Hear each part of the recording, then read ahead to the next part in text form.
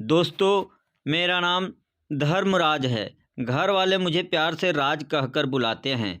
मेरी बीवी प्रिया बहुत सुंदर है। उसकी उम्र 27 साल है और फिगर 34, 28, 36 का है।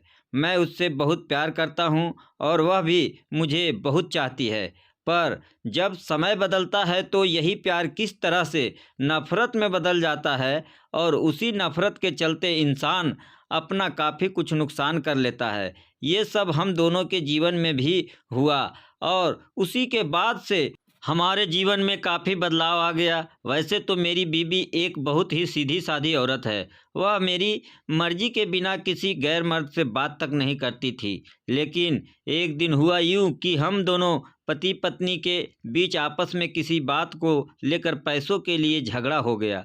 तब मैंने क्रोध में उससे कह दिया, तुम अपने लिए कोई जॉब तलाश कर लो और तुम अपना खर्च खुद ही निकाल लिया करो। उसने भी उस समय तैश में आकर कह दिया, हाँ मैं खुद ही अपना जीवन चला सकती हूँ, मुझे तुम्हारे सहारे की कोई ज़रूरत नहीं है। ये ज़रा सी बात इतनी ज़्यादा बढ़ गई कि हम दोनों में बोलचाल बंद हो गई। वह दूसरे दिन से अपने लिए जॉब ढूंढने लगी। किस्मत से उसे 2 ही दिन में जॉब भी मिल गई।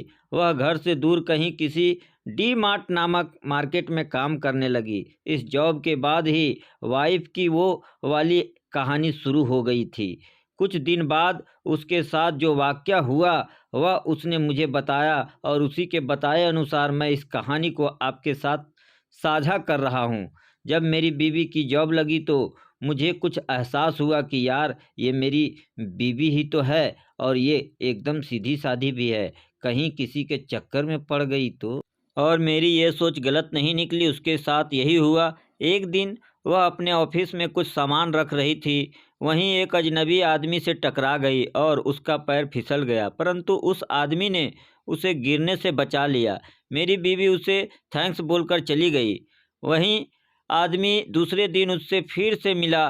मेरी वाइफ ने उससे पूछा, आप यहाँ फिर से कैसे? उसने बताया कि वह यहीं ऊपर की फ्लोर पर काम करता है। उसके बाद अब मेरी पत्नी उससे बात करने लगी। उसके साथ उसकी दोस्ती परवान चढ़ने लगी। वह आदमी जब भी आता मेरी बीवी से बात करने लगता और हाल चाल पूछने लगता। ऐसे ही उनके बीच मामला बढ़ने लगा। एक दिन उस आदमी ने फेसबुक पर मेरी वाइफ को फ्रेंड लिस्ट में जोड़ने का मैसेज किया। मेरी वाइफ ने उसकी रिक्वेस्ट स्वीकार कर ली और अब उन दोनों में रोज़ बात होने लगी। उस समय तक मेरी बीवी मुझसे नाराज़ चल रही थी और मैं भी उससे बात नहीं कर रहा था। हम दोनों की अनबन का नतीजा ये निकला कि जहां हम दोनों हफ्ते में 5 दिन वो सब करते थे, वही हमारी लड़ाई ने वो सब को ख़त्म सा कर दिया था। उसी के परिणाम स्वरूप हमारे अंदर भी उसकी आवश्यकता लग रहा था कि कोई भी वो के लिए साथी मिल जाए। वही स्थिति मेरी बीवी की भी थी। तो जैसे ही उस आदमी ने मेरी बीवी की तारीफ़ करनी शुरू की, मेरी बीवी धीरे धीरे उसकी तरफ आकर्षित होने लगी। उन दोनों में फेसबुक के ज़रिए लंबी लंबी बातें होने लगी। उसने मेरी बीवी से उसका नंबर भी ले लिया और अब सीधे फ़ोन पर बात होने लगी और व्हाट्सएप के ज़रिए फ़ोटो शेयर होने लगी। हल्के फुल्के जोक्स भी आने लगे थे। अब उन दोनों में देर रात तक बातें होने लगी और इस सब का नतीजा ये निकला कि वीडियो चैट चालू हो गई। मेरी बीवी भी उससे खुलने लगी थी और उसके साथ ऑफिस में खुलकर घूमने लगी थी। उन दोनों का लंच साथ में होने लगा था। उसी दौरान उन दोनों में बहुत ही गहरी दोस्ती हो गई थी, जो कि एक नए रिश्ते की तरफ इशारा कर रही थी। अब जब भी वे ऑफिस में मिलते तो वह मेरी बीवी के पास चला जाता और लोगों की निगाहों से छुपकर उसको देखता रहता।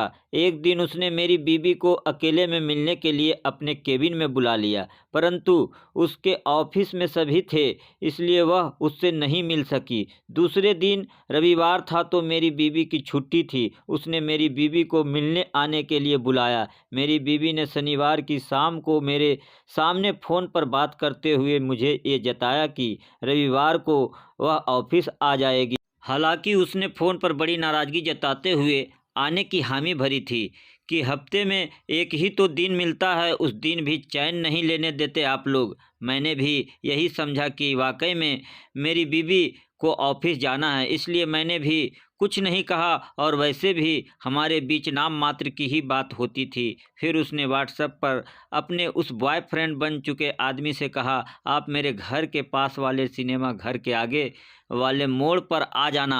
उसने कहा, ठीक है, मैं आ जाऊंगा और तुमको मैं वहीं से ले लूँगा। मेरी बीवी भी उससे मिलने को लेकर बड़ी खुश थी। दूसरे दिन सुबह से ही मेरी बीवी ने कुछ अलग सा मेकअप किया और वह सज सवर कर उसको बताए जगह पर पहुंच गई। उधर से वह आदमी मेरी बीवी को अपनी बाइक पर बिठाकर रेस्टोरेंट में ले गया। वहां उन्होंने नाश्ता करते हुए बातें की और किसी दूसरी जगह जाने लगे। रास्ते में उसने अपनी बाइक रोककर मेरी बीवी को रुकने का कहा।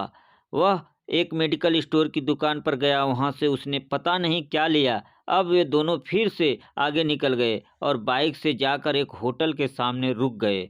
उसके बाद अंदर आ गए। वहां उसने काउंटर पर आईडी दिखाई और 500 का नोट देकर कमरे की चाबी हासिल की और चाबी लेकर मेरी बीवी के साथ रूम में आ गया। मेरी बीवी उसके साथ बड़ी खुश थी। फिर उन दोनों ने 1 घंटे तक वो सब किया और फिर वो सब के बाद 4 घंटे बाद वे दोनों घर की ओर निकल गए। अब ये आए दिन का मामूल बन गया था, लेकिन मैं कुछ बोल नहीं पा रहा था। एक दिन मैंने अपनी पत्नी की जासूसी शुरू की तो मेरे सामने सारे भेद खुलने लगे। मैं अब खुद के ऊपर तरस खा रहा था कि ना उस दिन गुस्से में मैं अपनी पत्नी को कुछ कहा होता और ना ही मेरी पत्नी आज इस मुकाम पर आती। फिर मैंने उससे बात करने की कोशिश की, लेकिन उसने साफ साफ बोल दिया कि मैं अब अपना काम नहीं छोड़ सकती और ना ही उसके साथ का रिलेशन। और उसने बोला कि अगर तुम्हें दिक्कत है तो तुम अपना देख लो, मेरी तो ज़रूरत अब पूरी हो जा रही। ये सब सुनकर मेरे पैरों से तो ज़मीन खिसक गई और मैंने उसके हाथ पैर भी पकड़े, लेकिन वो शायद अब मुझे माफ़ करने के मूड में नहीं थी। फिर मैंने भी उसको सबक बनाने का प्लान बनाया, लेकिन वो कहानी आपको अगले पार्ट में मिलेगी। यह कहानी आपको कैसी लगी कमेंट के माध्यम से हमें ज़रूर बताएं और ऐसे ही कहानी सुनने के लिए हमारे चैनल को लाइक और सब्सक्राइब ज़रूर करें। धन्यवाद।